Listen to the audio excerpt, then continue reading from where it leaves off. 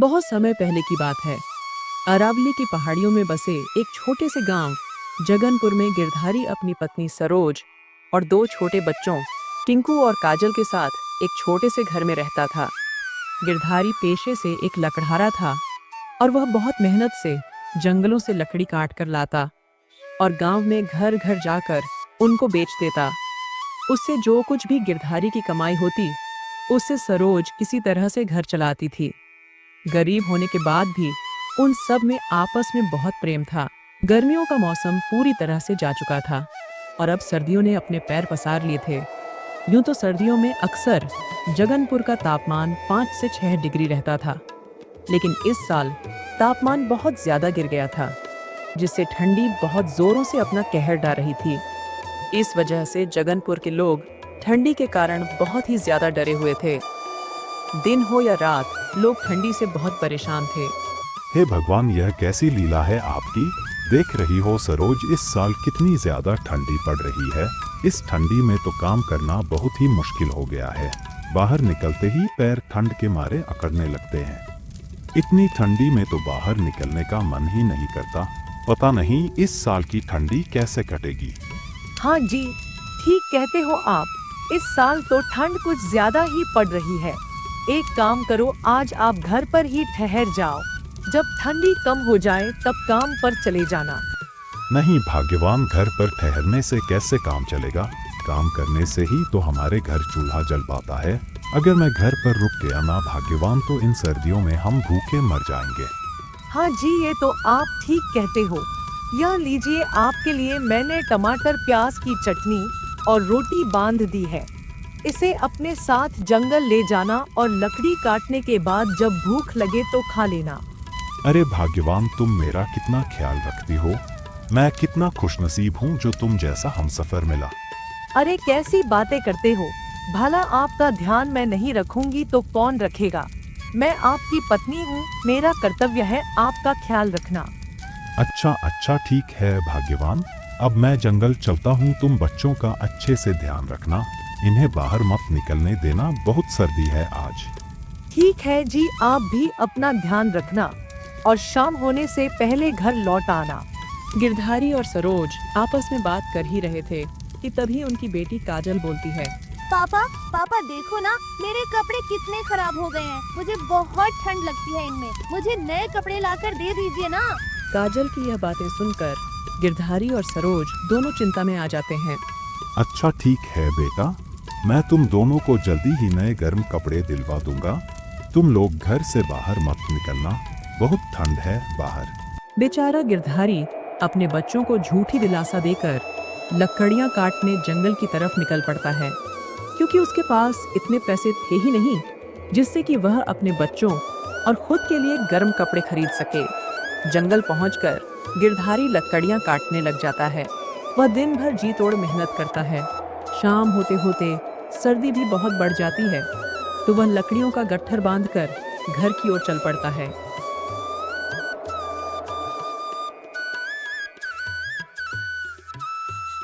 अजी आ गए आप। बहुत देरी कर दी आज आपने आने में। हाँ सरोज, वो मैं लकड़ियाँ थोड़ी सी ज्यादा काटने लगा था। सोचा थोड़ा ज्यादा मुनाफा हो जाएगा, इसलिए थोड़ा ज्यादा समय लग गया। अरे सरोज, जल्दी जल्दी अलाव जलाओ, ठंड से मेरे हाथ पैर सुन पड़ गए हैं। लाओ जल्दी से खाना ले आओ भाग्यवान, बहुत जोरों से भूख लगी है। फिर वे खाना खाकर सो जाते हैं।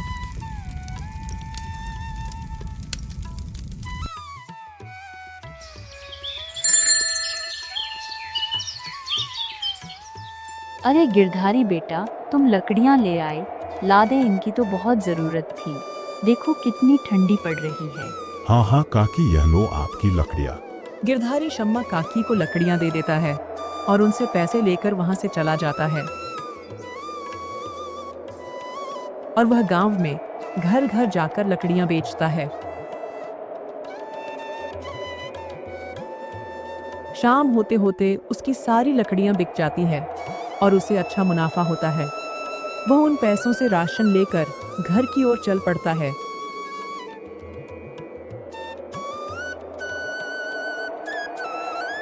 गिरधारी की पत्नी उस राशन से भोजन पकाती है और फिर वे सब खाना खाकर सो जाते हैं।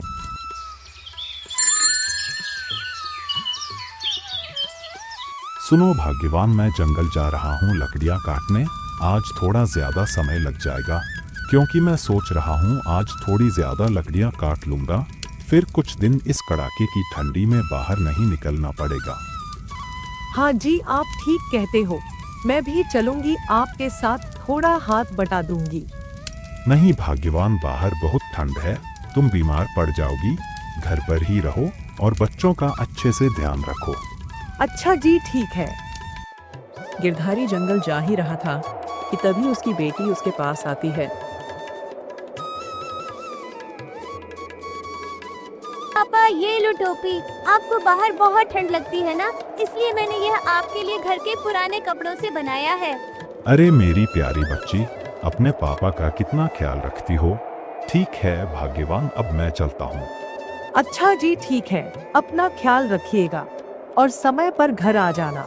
इतना कहकर गिरधारी लकड़ियां काटने जंगल की तरफ निकल पड़ता है।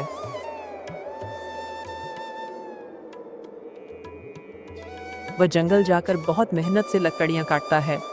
आज वह बाकी दिनों से बहुत ज्यादा मेहनत कर रहा था। शाम होते होते वह बहुत सारी लकड़ियां काट लेता है और उनको उठाकर घर की तरफ चल पड़ता है।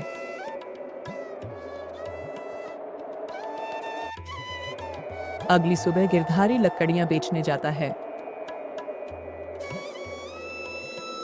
यह लो समा काकी, आपकी लकड़ियाँ। भगवान तुम्हारा भला करे बेटा, इतनी ठंड में तुम घर तक लकड़ियां पहुंचा देते हो। अब तो घर के सारे उपले भी खत्म हो गए हैं। इस साल की सर्दी तो तुम्हारी लकड़ियों के भरोसे ही कटेगी बेटा। अच्छा ठीक है काकी, अब मैं चलता हूँ। गिरधारी सम्मा काकी से पैसे लेकर आगे की ओर चला जाता है। जग्गू काका, ओ जग्गू काका घर पर हो क्या? बाहर आओ, मैं आपके लिए लकड़ियाँ ले आया हूँ। अरे गिरधारी बेटा, तुम लकड़ियाँ लेकर आ गए। तुम्हारा बहुत बहुत शुक्रिया जो तुम इतनी ठंड में हमें लकड़ियाँ घर तक दे जाते हो। और बेटा यह लो, आज मेरे पास बस यह 100 ही है। बाकी के पैसे जब बेटा शहर से भेजेगा तब दूंगा। कोई बात नहीं जग्गू काका, जब आपके पास पैसे हो तब दे देना। इतना कहकर गिरधारी बची हुई लकड़ियां बाजार में बेचने चला जाता है। शाम होते होते गिरधारी की सारी लकड़ियां बिक जाती हैं और आज उसे काफी अच्छा मुनाफा होता। उन पैसों से गिरधारी कुछ राशन खरीद लेता है और कुछ पैसे सर्दी के गर्म कपड़ों के लिए बचाकर घर की ओर चल पड़ता है। वह कुछ दूर चला ही था कि तभी अचानक से मौसम बहुत खराब हो जाता है और जोर जोर से हवाओं के साथ बारिश शुरू हो जाती है। पहले क्या ठंडी कम पड़ रही थी, जो अब ऊपर से यह बारिश और शुरू कर दा। क्यों हम गरीबों की जान लेने पर तुले हैं भगवान। गिरधारी यह सोचते हुए जा ही रहा था कि तभी उसके रास्ते में कुछ बदमाश आ जाते हैं। ओए सुन गांव वाले, हमने सुना है आज तू लकड़ियां बेचकर अच्छा धन कमा कर लाया है, तो वह सब चुपचाप हमें दे दे। अरे भाई, कौन हो आप? और यह पैसे मैं आपको कैसे दे दूं? यह तो मेरे मेहनत की कमाई है। ओए तू बहुत चपर चपर कर रहा है। तुमको पता नहीं क्या यह हमारा इलाका है? अब सुन, अगर तेरे को तेरी जान प्यारी है तो यह सारा पैसा चुपचाप हमें दे दे। गिरधारी यह सुनकर बहुत परेशान हो गया। उसने इतनी मेहनत करके 4 पैसे कमाए थे और यह लोग उससे बिना किसी बात के पैसे मांग रहे थे। यह आप क्या कह रहे हो भाई? अब बस कर, बहुत हो गया तेरा भाषण। इतना कहकर उन्होंने अपनी जेब से छुरी और लाठी निकाल ली और गिरधारी पर टूट पड़े। वह बेचारा इतना कमजोर उनके सामने क्या ही कर पाता। उन्होंने गिरधारी का मार मार कर बुरा हाल कर उसके सारे पैसे छीनकर वहां से भाग गए। बचाओ बचाओ, कोई तो बचाओ। बेचारा गिरधारी मदद के लिए बहुत चिल्लाता है, लेकिन उस बारिश में उसकी मदद के लिए कौन आता, क्योंकि ठंड के डर से सब अपने अपने घरों में दुबक चुके थे। उन्होंने पीट पीट कर गिरधारी की ऐसी हालत कर दी थी कि वह अब चलने के लायक भी नहीं रहा था। उधर गिरधारी की पत्नी सरोज घर के दरवाजे पर खड़ी उसके आने की राह देख रही थी। देखो काजल बेटा, कितनी रात हो गई है और मौसम भी बहुत खराब है। तुम्हारे पापा अभी तक घर क्यों नहीं लौटे? मुझे बहुत चिंता हो रही है। हाँ माँ, मुझे भी बहुत डर लग रहा है। आप बताओ ना पापा घर कब आएंगे? आते ही होंगे बेटा, क्या पता तेज बारिश की वजह से कहीं रुक गए हों। बेचारी सरोज अपनी बेटी और खुद को दिलासा देने की कोशिश कर रही थी। रात के करीब 11 बज चुके थे। सरोज की आंखें अभी तक गिरधारी के आने की राह देख रही थीं, लेकिन गिरधारी फिर भी घर नहीं लौटा था। इससे सरोज का मन चिंताओं से घिर गया था और इंतजार करते करते अब उसके सब्र का बांध टूट चुका था। अब उससे रहा नहीं गया। वह अपनी बेटी काजल को साथ लेकर गिरधारी की तलाश में घर से निकल पड़ती है। हे भगवान, काजल के पापा हमेशा समय पर घर वापस आ जाते हैं। आज क्यों नहीं आए भगवान, ना करे कोई अनहोनी हुई हो। ऐसा सोचते हुए सरोज उस तेज बारिश में गिरधारी की तलाश में चलती हुई जा रही थी कि तभी उसकी नजर एक पेड़ के पास जाती है, जहां गिरधारी बेचैन हालत में लेटा पड़ा था। वह दौड़कर गिरधारी के पास जाती है और जो देखती है उसके पैरों तले जमीन खिसक जाती है। काजल के पापा, ये क्या हो गया? आपको किसने किया ये सब आपके साथ? उठिए ना, उठिए ना। वो दोनों माँ बेटी जोर जोर से चिल्लाने लगती हैं। बारिश अब भी थमने का नाम नहीं ले रही थी। ठंडी हवा गिरधारी के घायल शरीर को और सुन्न कर रही थी। गिरधारी की सांसें बहुत धीमी चल रही थीं, जैसे किसी भी पल सब कुछ खत्म हो जाएगा। हे भगवान, मेरे सुहाग की रक्षा करना। मैंने क्या बिगाड़ा है किसी का? उठिए जी, मेरी खातिर नहीं तो अपने बच्चों के लिए उठिए। उसी वक्त दूर से किसी के कदमों की आहट सुनाई देती है। लाल लालटेन की हल्की सी रोशनी बारिश के बीच कांपती हुई आगे बढ़ रही थी। अरे ये कौन है बाहर इतनी रात और इस बारिश में?